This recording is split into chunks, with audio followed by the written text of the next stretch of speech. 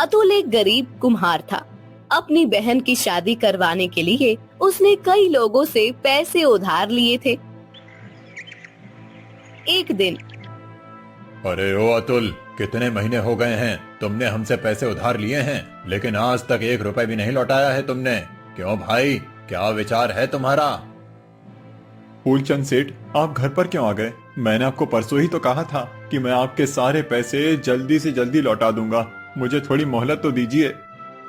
अरे और कितनी मोहलत? तुम रोज यही कहते हो, आज देता हूँ कल देता हूँ। मुझे अब जल्दी से जल्दी अपने पैसे चाहिए।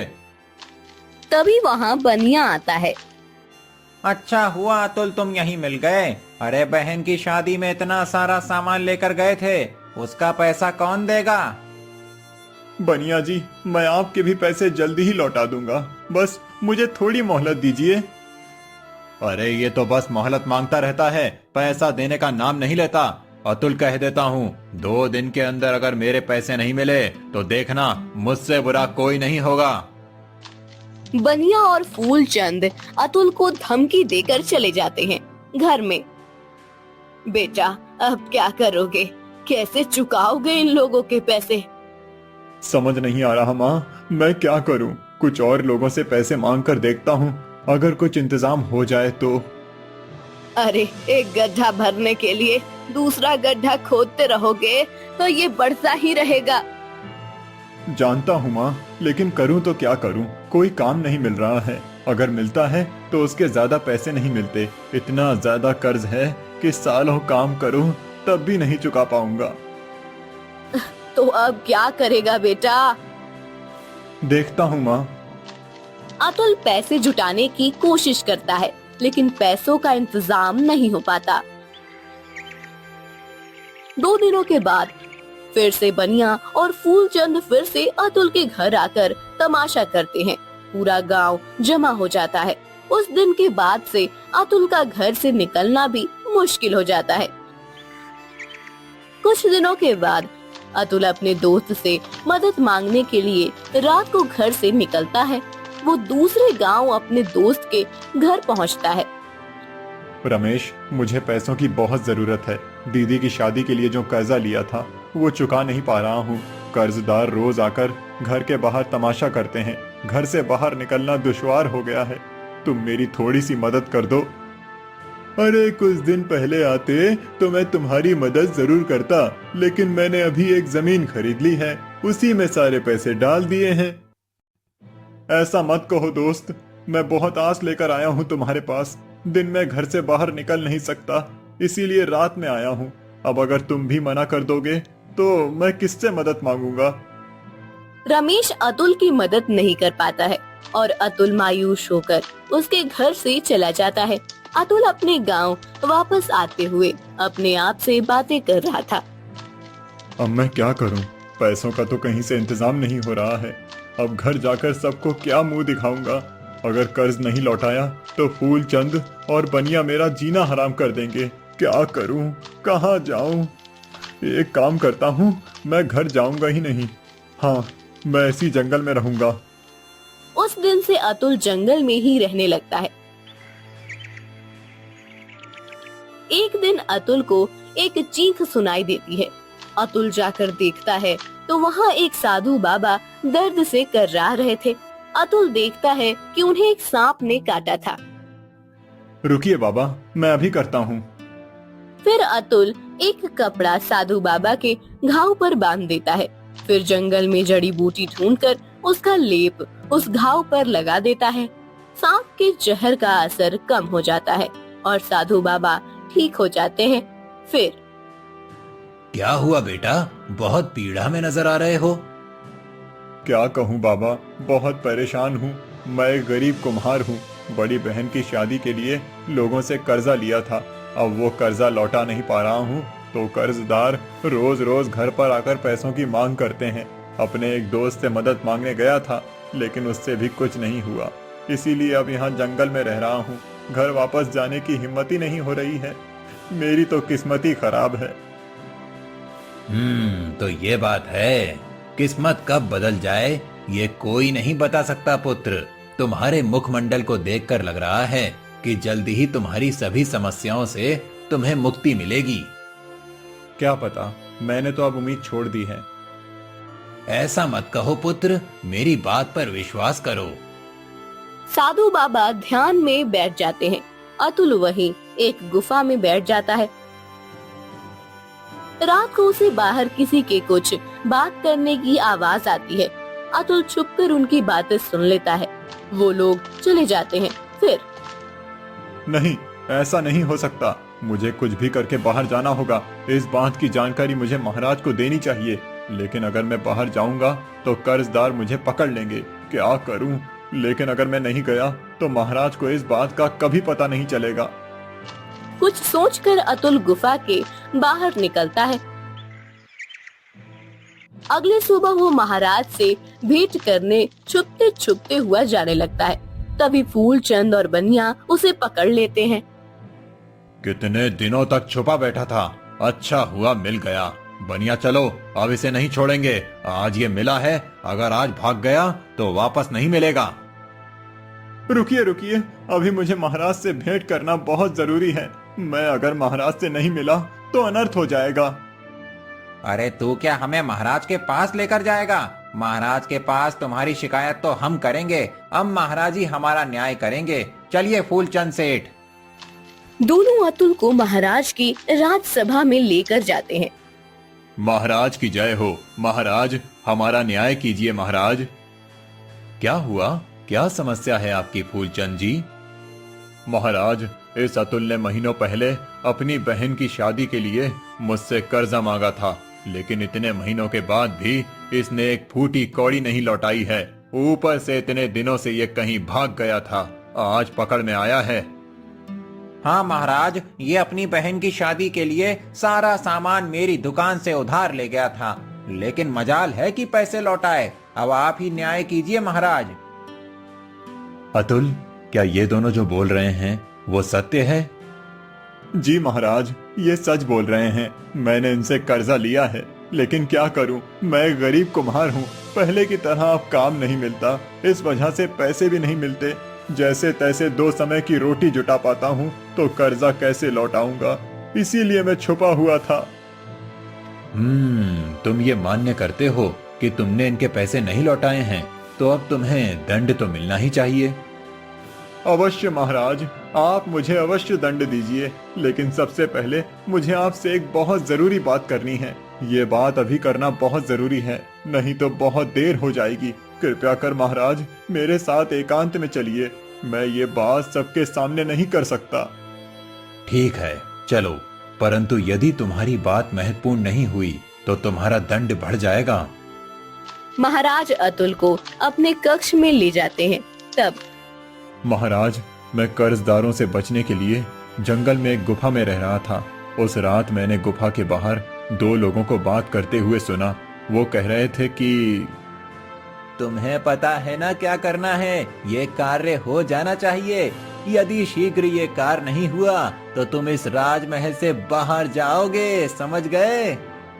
मैं समझता हूँ, आप चिंता मत कीजिए, आपका दिया हुआ कार्य आज हो जाएगा। ये लो, ये विष सबसे जहरीले नाक से निकाला गया है। इसे महाराज के भोजन में मिलाकर उन्हें खिला देना। एक ही निवाले में महाराज की मृत्यु निश्चित है। ये कार्य अति सावधानी के साथ होना चाहिए। यदि किसी को ज्ञात हो गया तो अनर्थ हो जाएगा। मैं स्वयं ध्यान रखूंगा। अब चलो, धनवान बनने का अवसर प्राप्त कर लो। ये सब बातें सुनी है महाराज। कोई आपके खाने में विष मिलाकर आपको मारना चाहता है। मुझे ये जानकारी आप तक पहुंचाना बहुत जरूरी लगा, इसीलिए मैं कर्जदारों का गुस्सा सहन कर यहाँ आ गया।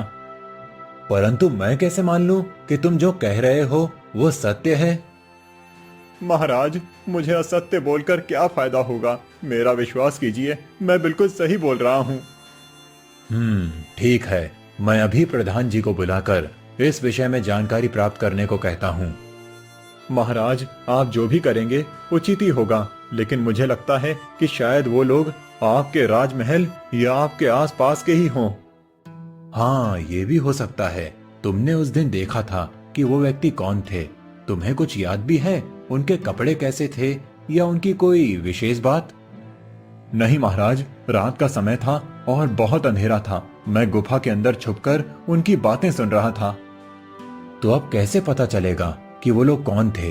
क्या तुम उनकी आवाज पहचान सकोगे?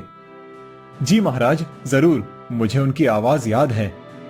ठीक है, तुम यहीं मेरे कक्ष में छुप जाओ। मैं एक एक करके राज्य के मंत्री और सेवकों को बुलाकर उनसे बात करता हूँ। तुम उनकी आवाज पहचान कर मुझे इशारा कर देना। फिर महाराज एक एक करके मंत्री और सेवकों को बुलाकर उनसे कुछ बात करता है। सब रसोइया भी आकर महाराज से आकर मिलते हैं। जब प्रधान और मुख्य रसोइया महाराज को मिलते हैं, तब अतुल छुपके से उन्हें इशारा कर देता है। फिर महाराज प्रधान और मुख्य रसोइये को बुलाकर, प्रधान जी, मुझे जानकारी प्राप्त हुई है कि आप मेरी मृत्यु की योजना बना रहे हैं। इस मुख्य रसोइये के साथ मिलकर आपने मेरे भोजन में विष मिलाने की योजना बनाई थी। नहीं महाराज, ये आप क्या कह रहे हैं? आपको किसी ने गलत जानकारी दी है। मैं आपकी मृत्यु की योजना क्यों बनाऊंगा? आपका इसमें कोई लाभ होगा, इसीलिए आप सत्य बताइए, अन्यथा मुझे बल का प्रयोग करना पड़ेगा। नहीं महाराज, मैं सब सत्य बताता हूँ। महाराज, मैं आपको मारकर स्वयं राजा बनना चाहता था। आप अकेले हैं, आपका ना तो कोई पुत्र है ना परिवार। मैंने कई सालों से राजा बनने की लालसा पाली हुई थी और आपकी मृत्यु की योजना भी बना रहा था, परंतु आप हर बार बच जाते थे। इसीलिए मैंने इस बार आपके भोजन में विष मिलाने की योजना बनाई थी। मुझे क्षमा करें महाराज। प्रधान की बात सुनकर महाराज क्रोधित हो जाते हैं और आपको क्षमा नहीं, दंड मिलेगा। इतना बड़ा अपराध किया है आपने और क्षमा मांग रहे हैं। सैनिकों, बंदी बना लो इन दोनों अपराधियों को। प्रधान और रसोइयों को बंदी बना लेते हैं। महाराज अतुल को बहुत सारा धन देते हैं और उसका कर्जा उतारने को कहते हैं। अतुल, तुमने अपनी सूझबूझ से मेरे प्राणों की रक्षा की है, इसीलिए मैं चाहता हूँ कि आज से तुम मेरे अंग रक्षक के रूप में काम करो।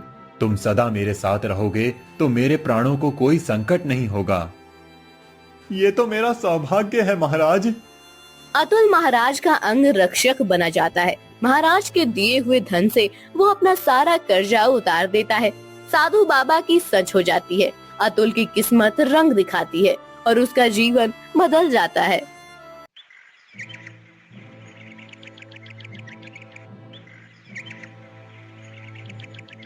परीलोक की रानी अपने दासियों के साथ बात कर रही थी। दासियों, परीलोक में रह रहकर अब मुझे बहुत नीरस लग रहा है। मैं चाहती हूँ कि आज हम कहीं दूसरे लोक में घूमने जाएं, जहाँ हमें कोई पहचानता ना हो। परी रानी, परंतु ऐसा कौन सा लोक हो सकता है? ऐसा एक लोक है, दासी लतिका, पृथ्वी लोक। हम पृथ्वी लोक पर जाएंगे और वहाँ जाकर मजे करेंगे। परंतु परी रानी, अभी तो रात हो गई है, हमारा जाना क्या सुरक्षित होगा? मौन रहो दासी यामिनी, हम परियां हैं और मैं इस स्वर्ग परी लोक की रानी हूँ, जिसके पास अपार शक्तियाँ हैं। मुझे किसी से कोई भय नहीं है। तुम चलने की तैयारी करो। परी रानी की आज्ञा मानते हुए दासी लतिका, दासी यामिनी और कुछ दासियां परी रानी के साथ पृथ्वी लोक पर आने के लिए निकलती हैं। सभी आसमान में विहार करते हुए पृथ्वी पर आकर रुकती हैं। उन्हें गन्ने का एक हरा भरा खेत दिखाई देता है। सभी उस खेत में आकर रुकती हैं। अरे वाह, कितनी प्यारी और मीठी सुगंध आ रही है। ये सुगंध किस वस्तु की है लतिका? परी रानी, हम जहाँ खड़े हैं वहीं से ये सुगंध आ रही है। ये गन्ने की सुगंध है। पृथ्वी पर इस गन्ने से शक्कर और फिर शक्कर से मिष्ठान बनाए जाते हैं। अच्छा, तो मेरे लिए कुछ गन्ने तोड़ कर ले आओ। मैं खाकर देखना चाहती हूँ कि वास्तव में ये गन्ने कितने स्वादिष्ट होते हैं। लतिका और यामिनी कुछ गन्ने तोड़कर परी रानी के पास रखती है। परी रानी गन्ने खाने लगती है। उसे गन्ने का स्वाद इतना पसंद आता है कि वो बहुत सारे गन्ने खा लेती है। फिर अब बस चलो, मेरा तो पेट भर गया। अब हम कल फिर से आएंगे यहाँ गन्ने खाने। सभी फिर से परीलोक में चली जाती है। ऐसे ही 2 दिन चलता रहता है। गन्ने के खेत के मालिक रामू जब गन्ने को पानी देने आता है, तब वो देखता है कि कुछ गन्ने तोड़े हुए हैं। फिर वो अपने दोस्त से बात करता है। अरे हरिया, 2 दिन से कोई आकर गन्ने तोड़ रहा है। ऐसा ही चलता रहा तो मेरा तो बहुत नुकसान हो जाएगा। हाँ, मैंने भी सुना है रामू कि कुछ लोग गन्ने की चोरी करके उन्हें 2 गुने दाम में बेच रहे हैं। तुम्हें जल्दी ही कुछ करना चाहिए। एक तो तुम्हारा खेत इतना बड़ा है कि तुम अकेले उस पर ध्यान नहीं दे सकते। तो अब क्या करूं? मेरी तो कुछ भी समझ में नहीं आ रहा। एक काम कर सकते हो, तुम अपने खेत के चारों बाजू में कांच के टुकड़े या कीलें डाल दो। जैसे ही कोई गन्ना चोरी करने आएगा, कील उसके पैर में चुभने लगेगी और वो वापस चला जाएगा। हाँ, बात तो तुम्हारी सही है, पर ऐसा करना ठीक होगा? मैं नहीं चाहता कि मेरी वजह से किसी को दर्द हो। तो फिर होने दो चोरी। जब पूरा खेत उखड़ जाएगा तब पता चलेगा तुम्हें। हाँ। हरिया की बात पर रामू सोच में पड़ जाता है। अगले दिन वो खेत की चारों तरफ कील बिछा देता है, जिससे कि चोरी ना हो। रात को फिर से परी रानी और उनकी दासियां को साथ ले आती है। हाँ, क्या खुशबू है इन गन्नों की। वाह, मुझे तो लगता है कि कुछ गन्ने तोड़कर हम अपने परी लोक में ले जाएं। परंतु परी रानी, हमारे परी लोक का तो नियम है ना कि हम किसी दूसरे लोक से वहाँ कुछ नहीं ले सकते। हाँ हाँ, जानती हूँ। तुम्हें मुझे बताने की जरूरत नहीं है। चलो, अभी तो ये गन्ने खा लेती हूँ। परी रानी फिर से दासियों को गन्ने तोड़ने को कहती है। इधर सुबह जब रामू खेत में आता है, तब वो सोचता है कि आज तो गन्ने की चोरी नहीं हुई होगी। लेकिन जब वो आकर देखता है खेत के एक हिस्से में गन्ने गायब हो गए हैं, तब वो भागकर हरिया के पास आता है और सर पर हाथ धरे बैठ जाता है। अरे क्या हुआ रामू भाई, ऐसे क्यों बैठे हो? क्या बताऊं हरिया, कल तुमने जैसा कहा था ठीक वैसे ही मैंने खेत के चारों ओर कील बिछा दी थी। लेकिन जब मैं अपने खेत में गया तब मैंने देखा कि खेत के एक हिस्से से गन्ने गायब हो गए हैं। क्या? भला ऐसी चोरी कौन कर सकता है जो खेत के अंदर भी ना आए और गन्ने चुरा कर ले गया? ये तो अजीब बात हो गई। दोनों सोच में पड़ गए थे कि आखिर चोरी हो कैसे सकती है, लेकिन उन्हें ये पता नहीं था कि परियां आसमान से उड़ती हुई सीधे खेत के अंदर आ गई थी, इसलिए उन्हें कील चुभने का कोई सवाल ही नहीं था। फिर एक दिन, दासियों, मेरा गन्ने खाने का बहुत मन हो रहा है। चलो, हम अभी पृथ्वीलोक पर चलते हैं। अरे तू परी रानी, अभी तो सुबह है, हमें किसी ने देख लिया तो तुम दोनों किस लिए हो? तुम और बाकी दासियां खेत के बाहर रहकर पहरा देना। अगर कोई आता हुआ दिखे तो तुरंत मुझे खबर कर देना। परंतु परी रानी, अब कोई किंतु परंतु नहीं। चलो, जाने की तैयारी करो, मुझे भी थोड़ा श्रृंगार करना है।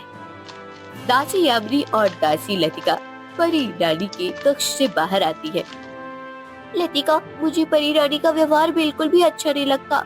हम कितने दिनों से रोज उस खेत में जा रहे हैं। परी रानी तो रोज हमें गन्ने तोड़ के लाने को कहती है और खुद खा लेती है। हमें तो आज तक उस गन्ने का स्वाद कैसा है ये भी नहीं पता। और उस किसान के बारे में भी तो सोचो, उसका कितना नुकसान होता होगा ऐसे गन्ने की चोरी हो गई तो। तुम्हारी बात तो सही है यामिनी, परंतु हम क्या कर सकते हैं? हम तो साधारण दासियां हैं। परी रानी के साथ शत्रुता करना हमारी क्षमता के बाहर है। हम साधारण दासियां नहीं है लतिका। क्या तुम नहीं जानती कि परी रानी ने अपनी शक्तियां बढ़ाने के लिए हमारी शक्तियां सीमित की है? उन्हें भय था यदि हम में भी उनके जितनी शक्ति होती तो हम उनकी जगह पर हम रानी ना बन जाए, इसलिए उन्होंने हमारी शक्तियों को सीमित कर दिया है। सब जानती हूँ यामिनी, परंतु हम कुछ नहीं कर सकते। देखना लतिका, मेरा हृदय कहता है कि एक दिन ऐसा जरूर आएगा कि उस दिन कोई आकर परी रानी के कमंड को चूर चूर करेगा और हमें इस पीड़ा से मुक्त करेगा। वो सब तो जब होगा तब होगा यामिनी, अब चलो, अन्यथा रानी परी और क्रोध करेंगी हम पर। सभी दासियां परी रानी के साथ रामू के खेत में आती हैं। परी रानी दासियों को खेत के आसपास नजर रखने को कहती है। यामिनी भी एक पेड़ पर बैठकर नजर रख रही थी कि तभी उसके कान पर रामू की आवाज आती है। क्या कहूँ हरिया, ये गन्ने की चोरी तो रुकने का नाम ही नहीं ले रही। अब तक लगभग आधे गन्ने उस चोर ने चुरा लिए हैं। तुमने जो उपाय कहा था वो भी कर लिया, लेकिन समझ नहीं आ रहा कि चोर किस रास्ते से आकर गन्ने चुरा कर ले जाता है। मेरा तो बहुत भारी नुकसान हो गया भाई।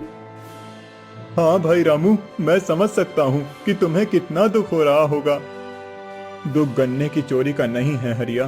तुम तो जानते हो कि गांव में कोई भी मुझसे गन्ने या दूसरा कोई भी अनाज मांगने आता है तो मैं खुशी खुशी दे देता हूँ। लेकिन इस गन्ने से मुझे बहुत आस थी। इस बार इतनी अच्छी फसल हुई थी, मैंने सोच लिया था पिताजी की आंखों का और माँ के घुटनों का ऑपरेशन करके उन दोनों को उनकी परेशानियों से मुक्ति दिलाऊंगा। लेकिन अब फसल ही नहीं रही तो क्या बेचूंगा और क्या कमाऊंगा। दुखी मत हो रामू, भगवान सब देख रहा है। देखना सब कुछ ठीक हो जाएगा। रामू की बात सुनकर यामिनी को बहुत दुख होता है। रामू दिल का कितना अच्छा है ये भी उसे पता चलता है। जब सभी परियां परी लोग वापस चली जाती है तब परी रानी, मुझे आपसे बात करनी है। उस खेत के मालिक रामू को आज मैंने बात करते हुए सुना। वो बहुत परेशान है परी रानी। आप उसकी गन्ने खा रही है, इस कारण से वो बहुत पीड़ा में है। उसकी फसल आधी हो गई है। अब उसे बेचकर वो अपने माता पिता का इलाज नहीं कर सकता। उसे तो ये भी समझ नहीं आ रहा है कि चोरी कौन कर रहा है। मेरा आपसे अनुरोध है परी रानी कि आप आज से वहाँ न जाएं। तुम कौन होती हो मुझे ये सब कहने वाली? तुम एक साधारण दासी होकर मुझसे प्रलाप कर रही हो। उस एक मनुष्य के लिए अपने समस्त लोक के स्वामिनी के साथ विवाद कर रही हो। चली जाओ मेरी दृष्टि के सामने से। यामिनी परी लोक से उतरकर पृथ्वी लोक पर आती है और रामू से आकर मिलती है। यामिनी उसे परी रानी के विषय में सारी बात बता देती है। अच्छा, तो ये सब हो रहा था मेरे खेत में, इसीलिए मेरे चारों तरफ कील बिछाने के बाद भी कोई फायदा नहीं हुआ। अच्छा हुआ तुमने मुझे सब कुछ बता दिया। अब मैं खुद आपकी रानी परी से बात करता हूँ। नहीं, तुम उनसे बात मत करो। वो बहुत जिद्दी और घमंडी है। उन्हें कोई समझाए ये उन्हें बिल्कुल भी अच्छा नहीं लगता। जब उन्हें पता चलेगा कि मैंने तुम्हें ये सब सत्य बता दिया है तब वो मुझे भी दंडित करेंगी। इसलिए मैं चाहती हूँ कि मैं सदा यही इस पृथ्वी लोक पर ही रहूं। रामू, मैंने उस दिन जब तुम्हारी बातें सुनी थी तभी मैंने विचार कर लिया था कि मुझे अपना बाकी जीवन तुम्हारे साथ व्यतीत करना है। ऐसा पुरुष जो अपने माता पिता के बारे में इतना प्रेम भाव रखता है, उससे विवाह करना मेरा सौभाग्य होगा।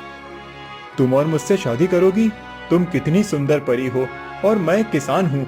हम दोनों का मेल कैसे हो सकता है? मैं अपनी सारी शक्तियाँ छोड़कर सामान्य मनुष्य बन जाऊंगी और फिर तुम्हारे साथ विवाह करूंगी।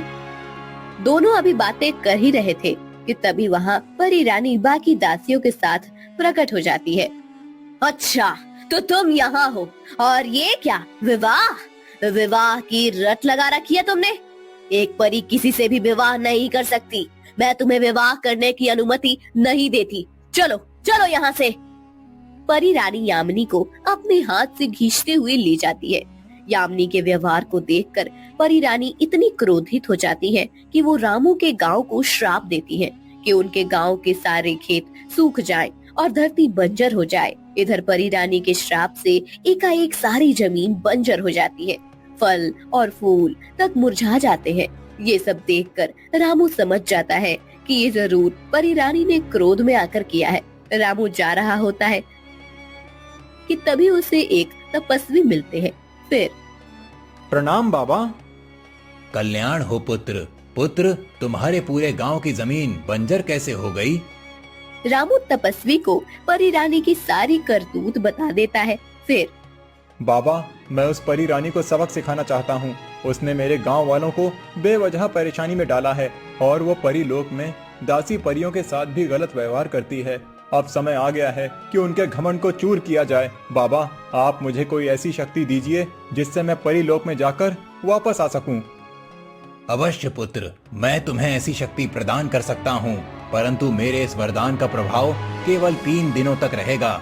यदि इन 3 दिनों में तुम परी लोक से धरती पर वापस नहीं आए तो तुम सदा के लिए उस परी लोक में कैद हो जाओगे। तपस्वी से वरदान प्राप्त करके रामू परी लोक में पहुंच जाता है। वहाँ उसे दासी लतिका मिलती है।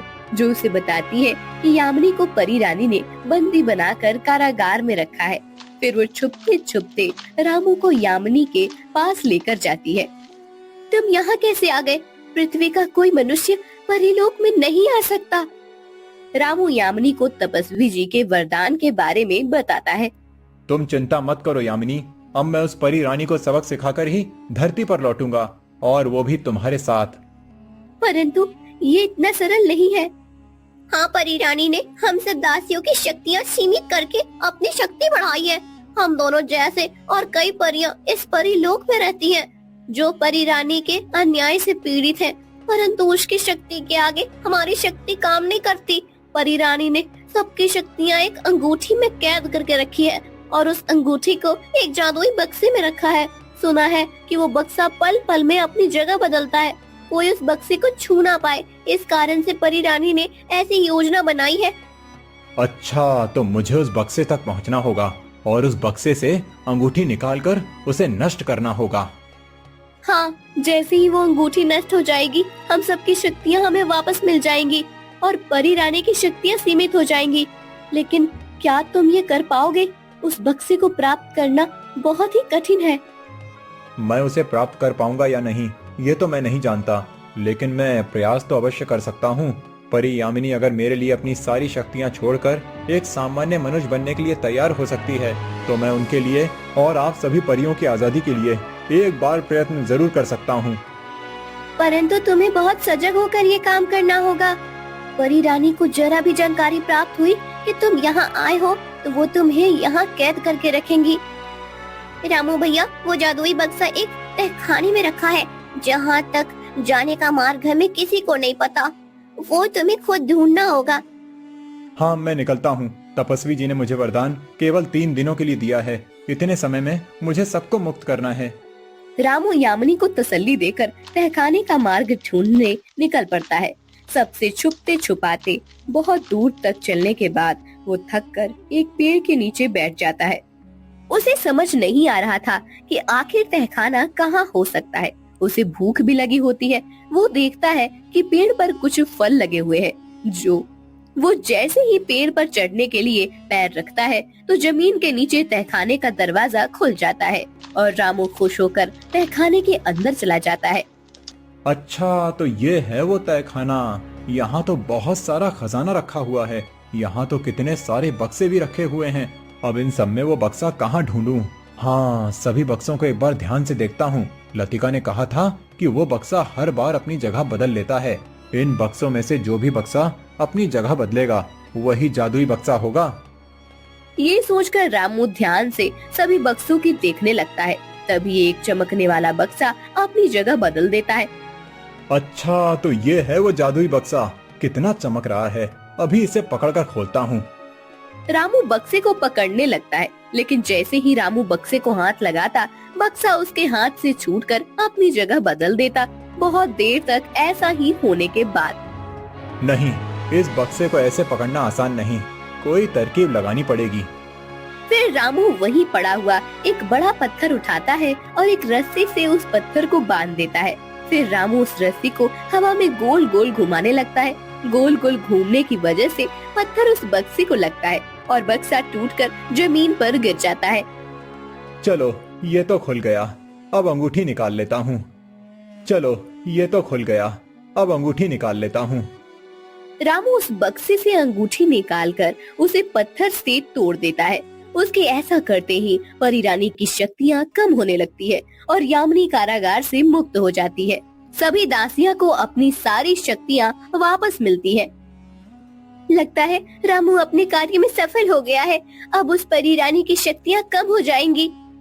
इधर परी रानी की शक्तियाँ कम हो जाती हैं और बाकी सब परियां रानी के सामने सख्त होकर खड़ी हो जाती हैं। अब तुम्हारी शक्तियाँ हमसे कम हो गई है रानी परी, इसलिए अब हम सब तुम्हें अपनी रानी नहीं मानते। लतिका और बाकी परियां यामिनी का समर्थन करती हैं। फिर सभी परियां यामिनी को रानी बनाने की मांग करती है, लेकिन यामिनी मना कर देती है और लतिका को रानी बनाती है। फिर लतिका पहले की रानी परी को कारागार में डाल देती है। यामिनी अपनी सभी शक्तियों का त्याग करके रामू के साथ सदा के लिए पृथ्वी लोक पर आकर उससे विवाह कर लेती है। दोनों खुशी से अपना जीवन व्यतीत करने लगते हैं।